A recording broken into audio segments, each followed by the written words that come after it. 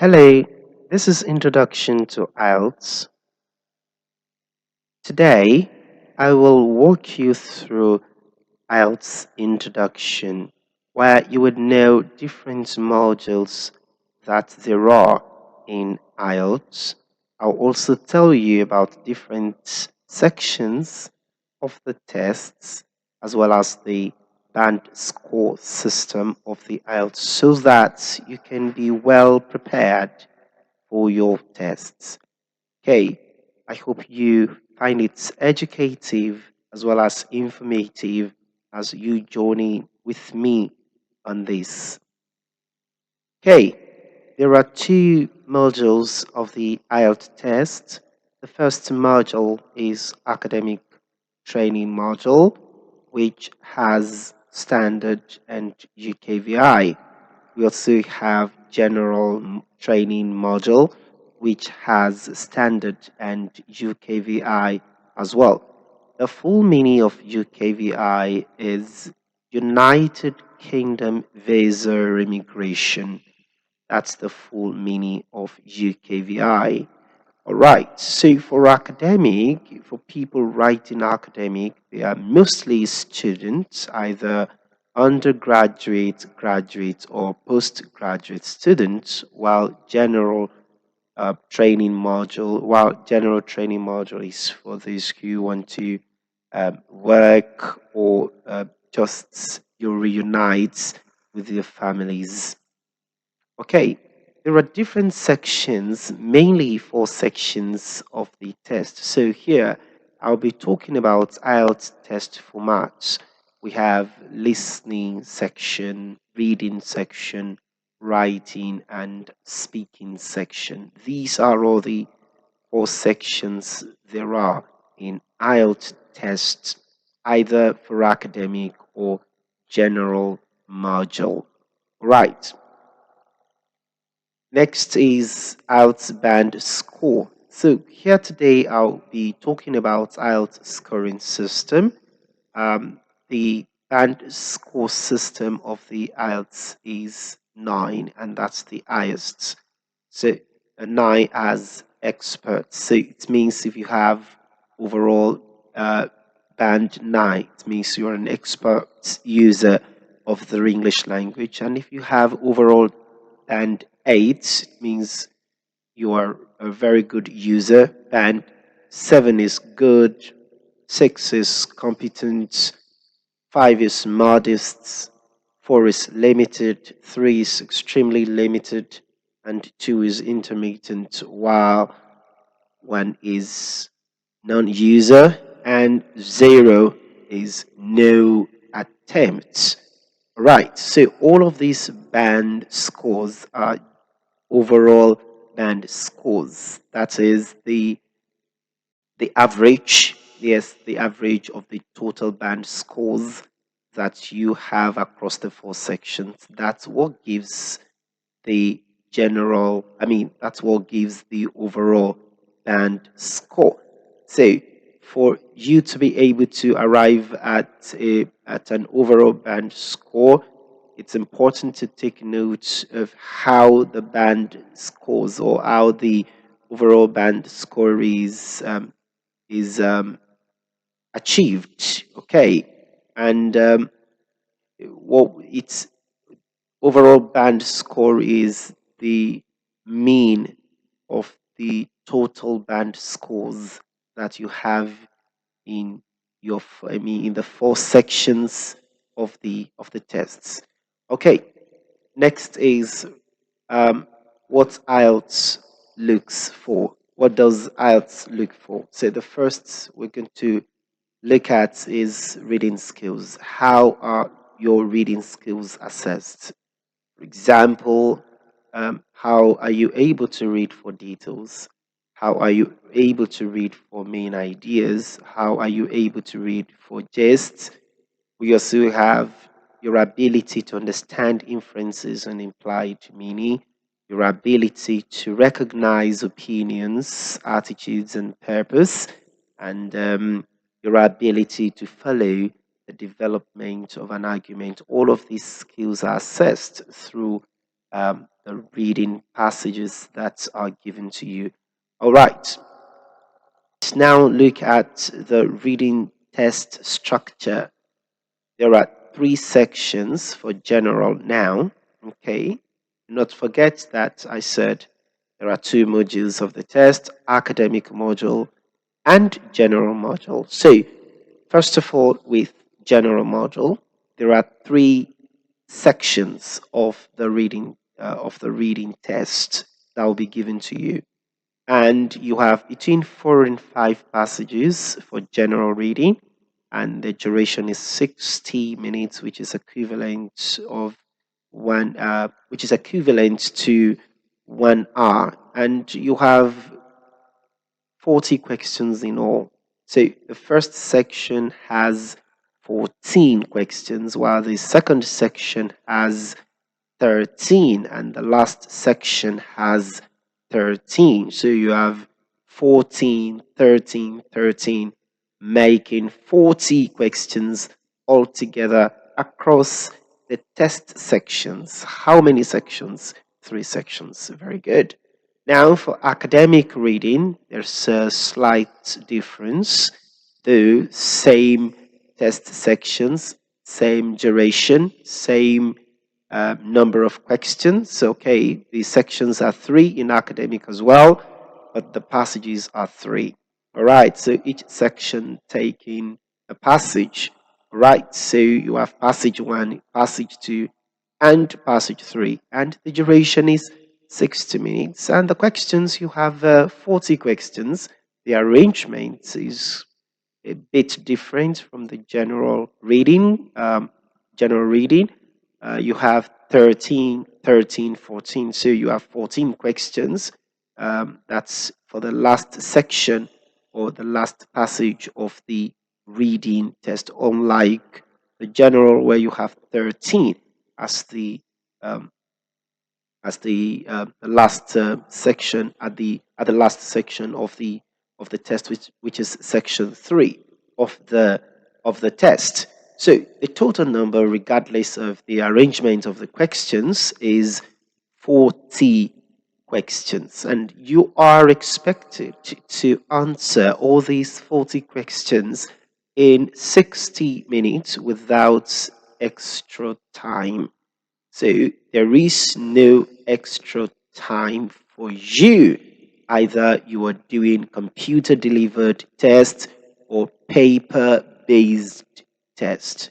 This you must uh, come to understand, so that when you understand the structure of the reading test, regardless of the module, either academic or general, you would be able to find your way around the test format and navigate through this structure, okay, to help you score high and also to prepare you adequately for the test.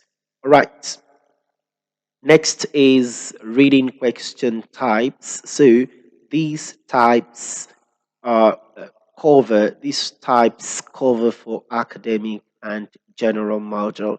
There are different reading question types, and the reason for um, bringing you up to speed with these is for you to get yourself prepared, adequately prepared, so that um, no question will look strange to you and unfamiliar. Right. So the first on my list is matching headings to paragraphs. So this type of questions asks you this type of questions asks you general information, where you'll be provided a passage that contains different paragraphs lettered A to H or G or I, whatever number, depending on the type of reading that you have on your test day.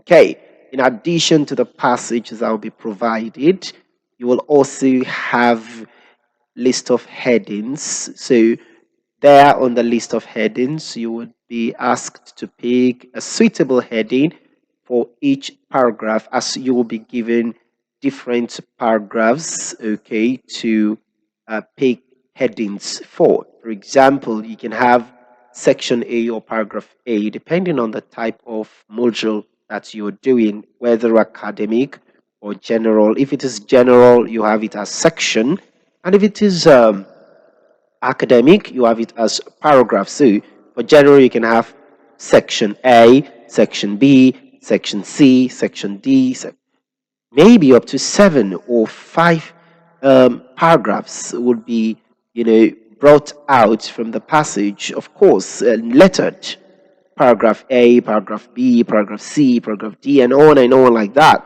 depending on the type of question that you will be presented. I mean, type of reading that you will be presented.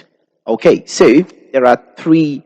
There are three settings. Okay, the passage is the first, followed by a list of headings, which could have Roman numeral 1 up to Roman numeral 10 or 9, depending, just like I said. Right, then the third setting is the paragraphs themselves, but the paragraphs are lettered this time around, and you would be required to use a Roman numeral.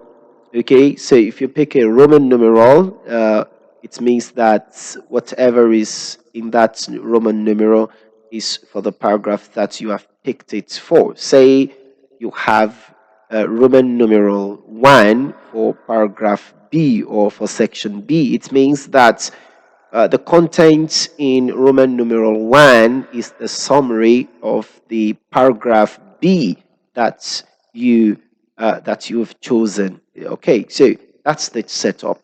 The second question type is matching information to paragraphs. Okay, so this type of questions asks you specific information. So, unlike matching headings to paragraphs that asks you general information. So, here you would also be provided um, a passage that contains different paragraphs but lettered, okay, and you will have some statements, and in those statements you are expected to pick a paragraph that has the statements. Okay, so if it is paragraph A, you are expected to choose A for that statement, say statement number 1. And one thing about matching information to paragraphs is that you can use any letter more than once, because in some instances you can have, say, a statement. I mean, you can have two statements in the same paragraph. Let's say statement 1 found in paragraph C, statement 2 found in the same paragraph C. So that shows you can use any letter more than once. Sometimes you can use any letter for 3 times or 2 times. Okay, so that's how matching information to paragraphs looks like, yes, when you're writing the test. The third one is multiple choice questions. Yeah, so for multiple choice questions, um, you have some statements followed, or some questions followed by a number of options, answer choices that you can pick from. Okay, and of course, all your answers, whatever, especially in this reading, all your answers must come from the passage, from the text. Next is completion tasks. There are different types of completion tasks. You have table completion task, you have notes completion task, summary completion, sentence completion, and yes, have I mentioned table? Yes, table completion and flow charts completion. Sometimes you can be given a diagram to complete, to label. Yeah, you can be given a diagram to label. It happens. All right. Next is matching sentence endings. Yes, the structure for these sentence endings is uh, you having partially written sentences, incomplete sentences, and the options you'll be provided would be the second halves, the supposed complete parts of these sentences. Say, for instance, you have a sentence for number one or number two, and that sentence is partially written, so it's not fully written, and you are expected to complete the sentence using the options or the answer choices that you are provided. All right, and if you want to answer your questions, because the answer choices are lettered, you want to use a letter or letters in responding to this type of questions. All right, not that you will write the second half of the sentence to complete the sentence. No, that's not how it's done. The best way it's done is to pick a letter. Once you know that's okay, this particular half sentence completes the first half of the question that you are being asked, then you can now use the letter for that sentence or half sentence as your answer. Okay. The next one is true, false, not given. Yes, this true, false, not given type of questions asks you factual or about factual or for factual information, because the passage itself and the questions are based on facts. And when you are picking your answers, you have to be very careful to be sure that the statement as written in a question form um, is supported, okay, in the passage. Once you find it supported in the passage, well, depending on the type of information given to you in your question or statement, then you can say true. Okay, true means that the statement agrees with the information that is in the passage. False means that the statement in your question contradicts the information that is in the passage, while not given implies that there is no information on the statement. All right. Next is yes, no, not given. Yes, no, not given are type of questions. Yes, no, not given type of questions about opinion. They are opinion based questions or statements. So while answering these type of questions, you must make sure that you answer based on the opinions of the writer, the attitudes of the writer, as well as the purpose of the writing or the passage. For example, if you're saying a statement is yes, what that means is that the statement agrees with what the writer thinks. Yes. So, uh, yes, it agrees with what the writer thinks. That is, there is an agreement between the statement and what the writer writes in the passage. Then the next is no. For no, if you're saying a statement is no, what you're saying is that the statement contradicts what the writer thinks. That is the opinion of the writer or what the writer claims. That is, there is a contradiction between the statement and the claim or the thoughts or the opinion of the writer. Then, when you say not given, what you are saying is that the statement, I mean, it's not possible, it's impossible to say what the writer thinks when you say not given. So you look at true, false, not given, and yes, no, not given. You see that there are lots of differences between these two types of questions. The first one is factual, the second one is opinion based. All right. So for the not given in true, false, not given, you would see that there is no information. That is what not given means for true, false, not given. Then the not given in yes, no, not given means that it is impossible to say what the writer thinks.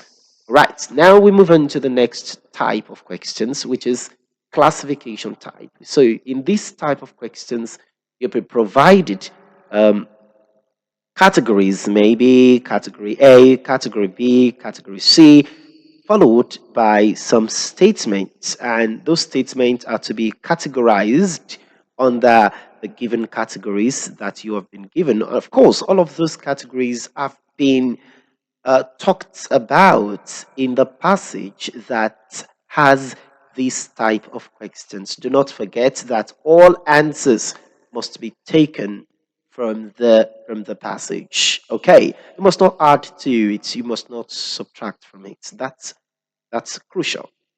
Okay, let's look at reading band score for general training module. Okay, for you to have band 9 in your reading, you need to answer 40 questions correctly and you will have your band 9.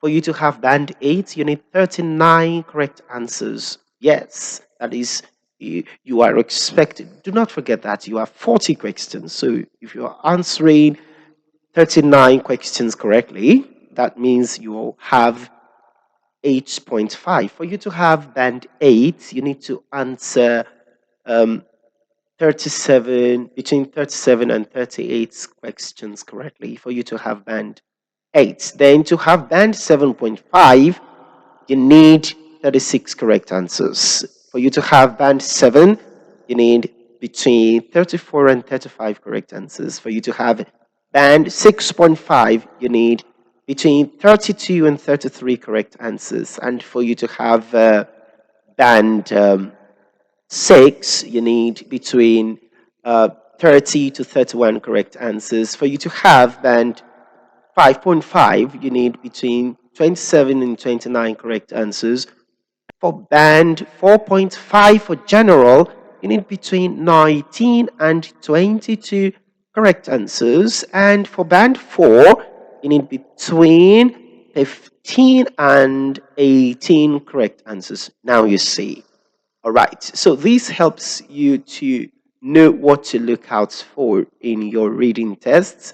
Not only that, it also helps you to prepare adequately so that in your practice, in your reading practice, you know that you have a target.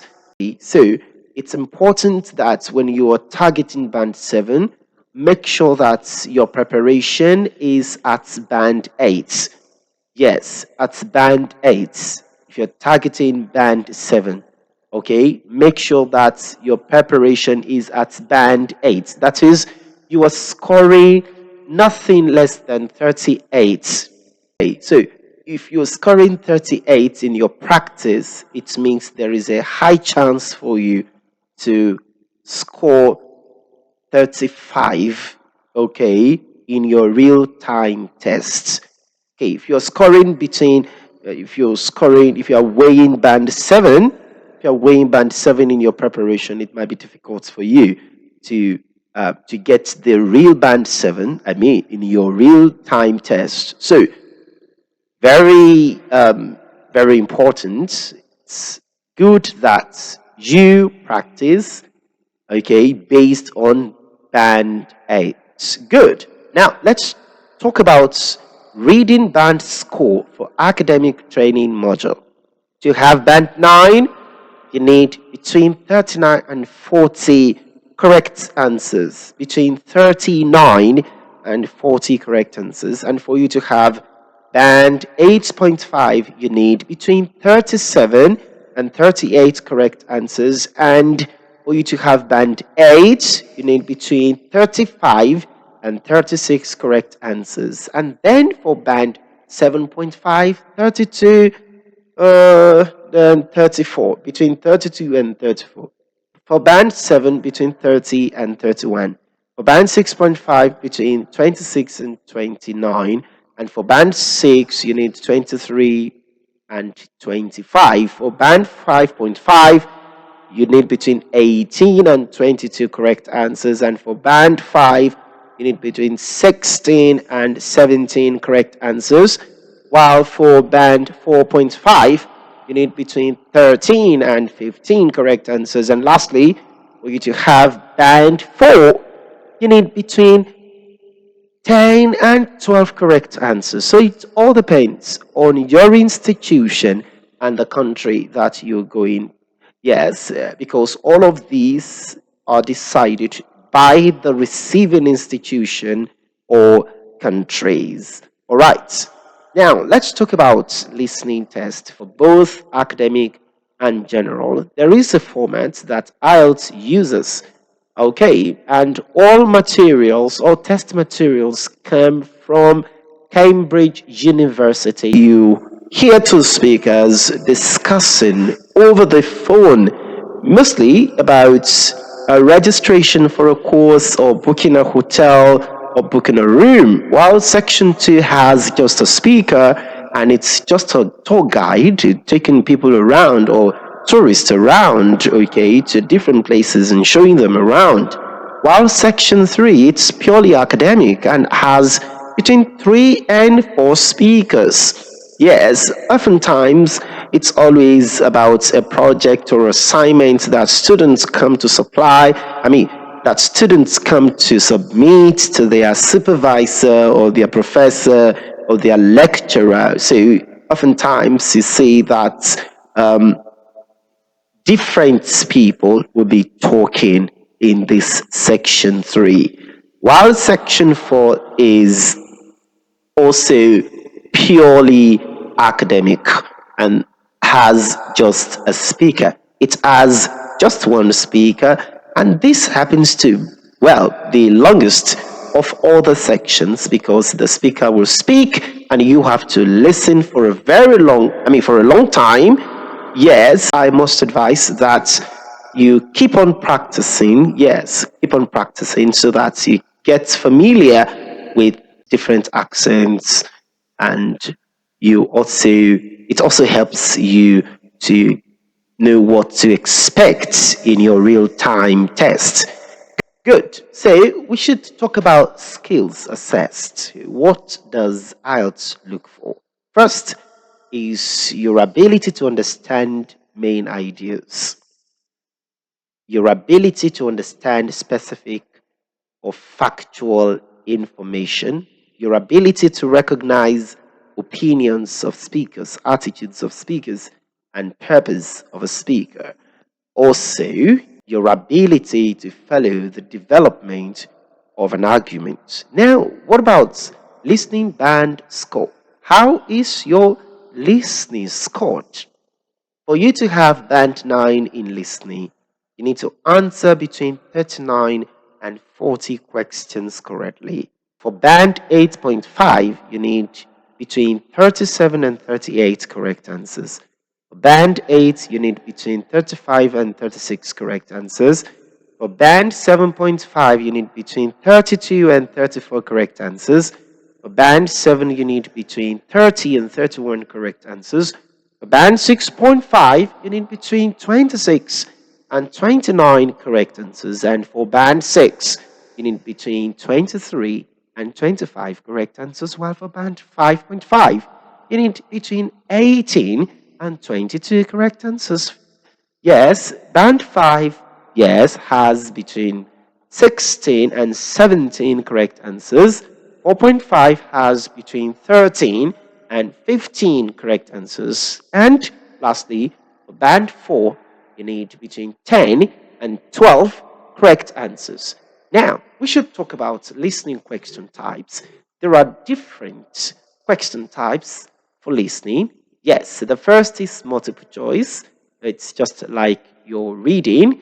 Yes, in multiple choice, you'll be given questions followed by answer choices between A and E. Yes, sometimes you can have A, B, C, D, and other times you can have A, B, C, D, E. The second question type is completion tasks, same as reading, which has notes completion, flute charts completion, table completion, sentence completion. The only thing that you cannot, or you may not find, is summary completion in your listening. Then the last one is diagram labeling. Different diagrams can be given to you. It can be a camera, it can be a map, it can be a yes, it can be a map. Yeah, it can be a map. It can be anything that is diagrammatical, and you have to label the diagram, okay, and use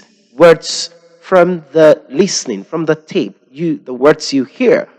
on the tape to fill in those gaps or to label the diagrams as you are given. So all answers must be from the tape, not from your head. Okay, now we should look at IELTS writing test. So for writing, you have two tasks, whether academic or general, task 1 and task 2. Now, for academic, task 1 takes 20 minutes and it's about data analysis and description. What are the types of data that you can be given? First is graphs, followed by charts, followed by table, diagrams, and maps. Right, so you can be given any of these types. Okay, do not expect all of them at the same time or in a single paper. No, it's not done that way. Sometimes you can come across a graph and a table, a chart and a table and a diagram, or just a map. Okay, so you can have two, two charts,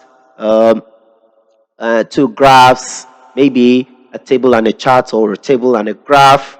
Okay, you can come across a diagram, you can come across a map. So it depends on the type of paper that you are offered for your tests. Okay.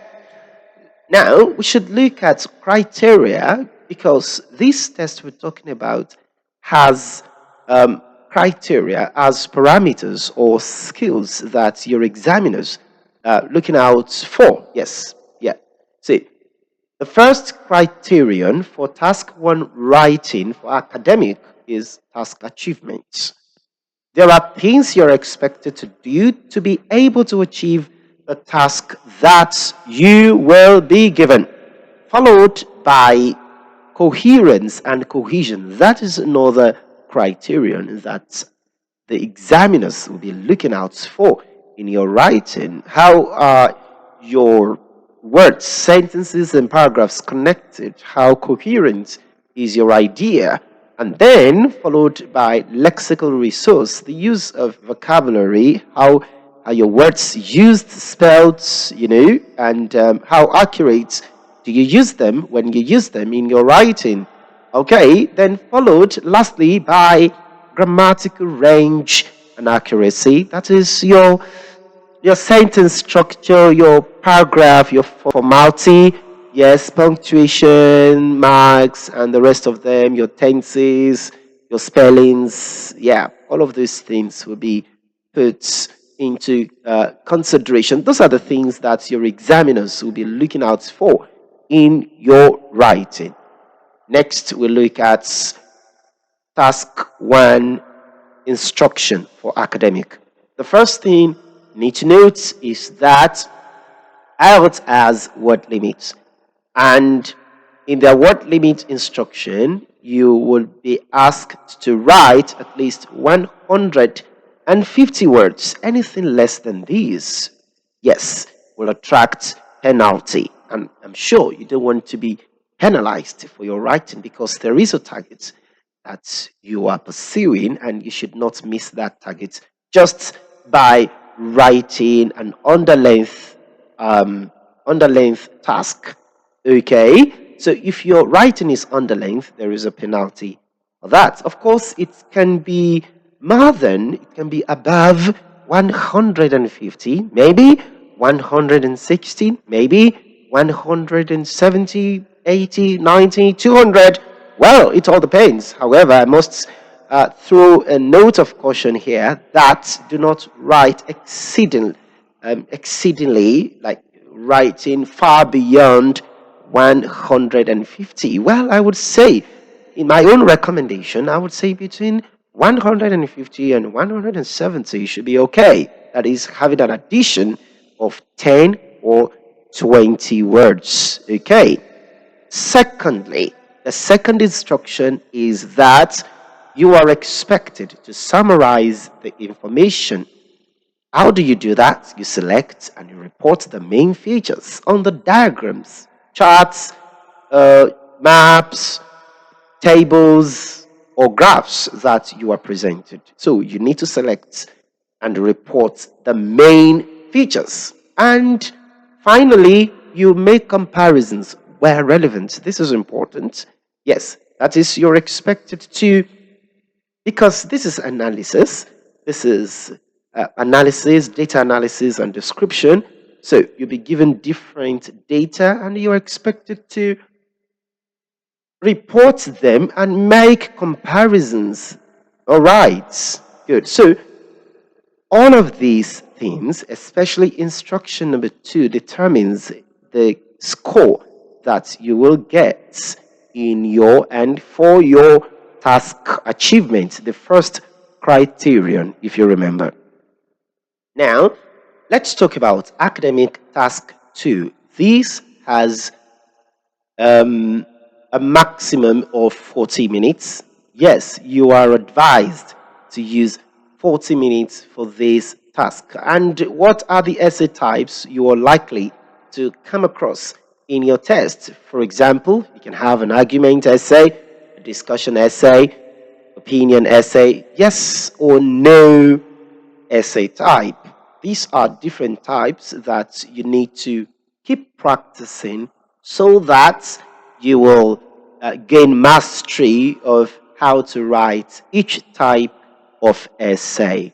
Okay, now we talk about academic task 2 criteria. What are the requirements that IELTS wants? Yes, or IELTS is expecting, your examiners are expecting. The first is your response to the task, the essay question that you are given. How do you respond to it?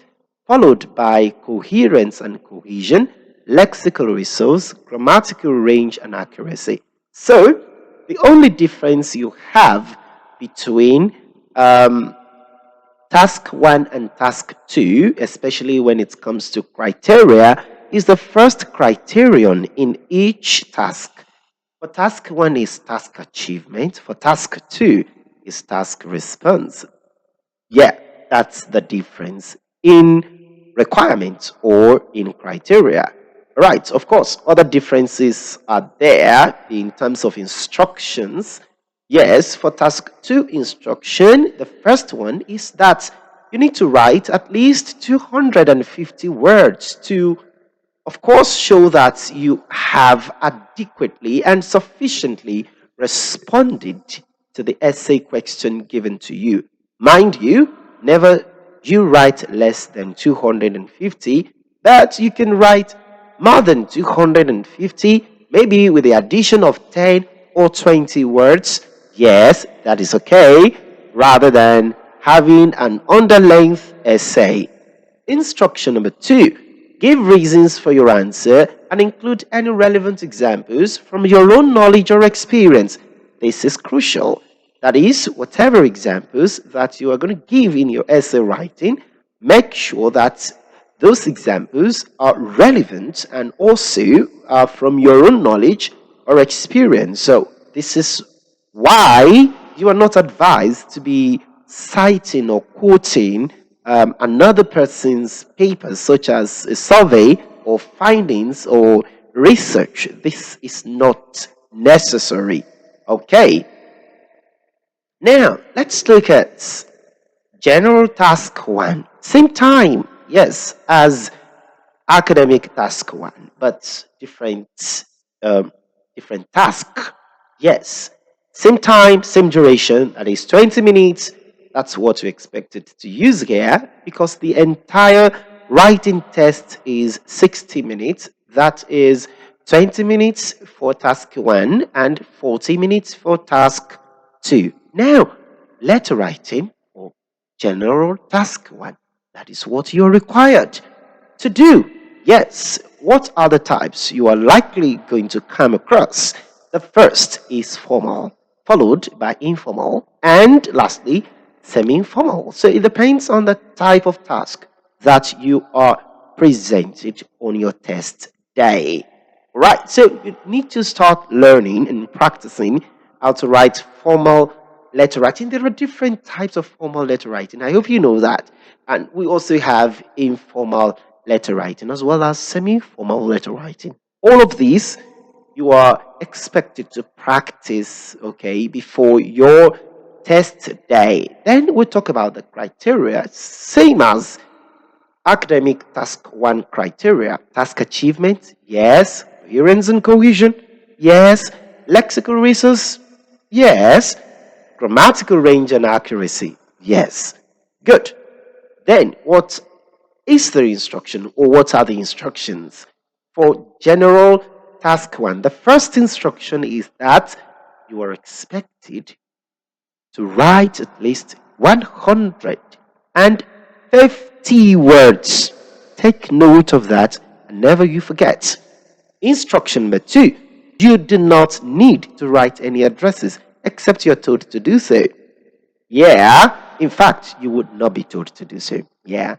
So you do not need to write any addresses. Just follow the instruction as given to you by your examiners in your paper.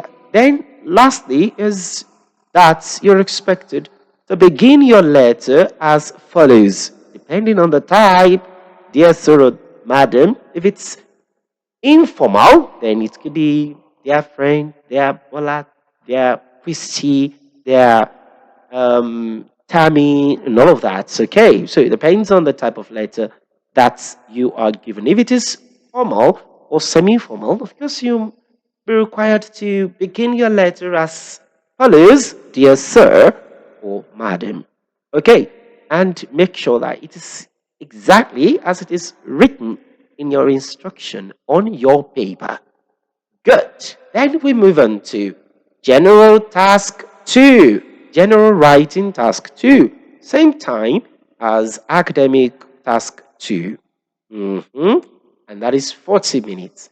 Same essay types, arguments essay, discussion essay, opinion essay, yes or no essay. Good. Then, same criteria, just as in the case of academic task 2 criteria, task response, coherence and cohesion, lexical resource, grammatical range and accuracy. Now, the instruction for task 2 is to write at least 250 words. Give reasons for your answer and include any relevant examples from your own knowledge or experience. This is essential. Yeah, writing score system. How is your writing scored in IELTS? Yes, we have different criteria and we have the weighting. Well, same weights for all the criteria. For example, task achievement in task 1, task response in task 2 has 25% each. Okay, task 1, task achievement, 25%. In your task 2, you have task response, that is still 25%. Then coherence and cohesion, 25%. Lexical resource, 25%. Grammatical range and accuracy, 25%. Good. All right, then we move into speaking tests. All right, speaking test format. How is speaking test conducted? There are 3 parts of speaking test, which would probably last between 11 and 14 minutes, maybe 20 minutes. The first part is introduction and general discussion. So this is where you introduce yourself to your examiner, and the examiner asks you some general questions, okay, about yourself, such as what you do, where you live, okay, do you work and study, and followed by other interactive questions just to calm your nerves and also for you to prove your proficiency level in the English language. Part two is a monologue, if I may say. It's a long speech of 2 minutes where you have 1 minute to think about what you want to say, and you have between 1 and 2 minutes. Yes, that is to talk about um, what you think about the topic that is given to you. All right. And yes, followed by part three, which is section three. And this is majorly on discussion topics based on part two topic. Do not forget that a topic is given to you to discuss in part two. And when you get to part three, then the topic will be expounded. Okay? Yes, as the examiner will be asking you several questions from your part two discussion or monologue. Yes. All right. So, what about the skills assessed? We should look at the skills assessed, the speaking tests skills. Yes. What are the skills that your examiner is looking out for? The first is fluency and coherence. Yes, how fluent are you while speaking? Fluency is not about how fast or slow you speak. You must take note of that. Yes, fluency in this regard implies your ability to communicate your ideas fluently without dragging points, followed by lexical resource, your ability to use vocabulary accurately, followed by grammar, uh, your tenses, your articles, use of pronouns, use of conjunctions, your tenses. How accurate are those elements? Okay. And lastly is pronunciation. Yeah, in pronunciation, it's expected that you speak as clearly as possible, minding your pronunciations as well as your intonation, how well do you communicate so that the other person understands your point without asking you to come again or to repeat yourself due to bad pronunciations. Okay, then I must say this in particular that you do not need to speak like an American before you can pronounce your words correctly or speak like a British before you can communicate, okay, effectively. This is not all there is about pronunciation. Be yourself, be accurate in your sounds, make sure that the other person, the examiner, understands what you are saying. Right. So, we have come to the end of the introduction to IELTS. And I must say that kudos to you for following me through. Thank you for following me throughout the introduction. If you have any comments, questions, or clarifications that you would like to make, just reach out to me in the comment section and I will pick your comment and respond appropriately and accordingly to your comment or your inquiries. Okay, do not forget that our organization is accredited by the British Council. We are accredited to register candidates for the IELTS exams, and we are also accredited to prepare candidates for the tests. Okay. Now, I also want to state this before I go. Make sure that your notification button is turned on so that you can get notifications from us each time we drop new videos, because I will be dropping new videos. Yes, I'll be talking more specifically about each test section where I'll be teaching you different strategies that you can use, yes, to get different strategies you can use to help you hone your IELTS band score. And if you require a mock test with me, I can conduct one for you. Yes, and it's free of charge. Okay, yes, it's free. So you can reach out to me in the comment section. Tell me I need a mock test for my IELTS test, and I will conduct it for you free of charge.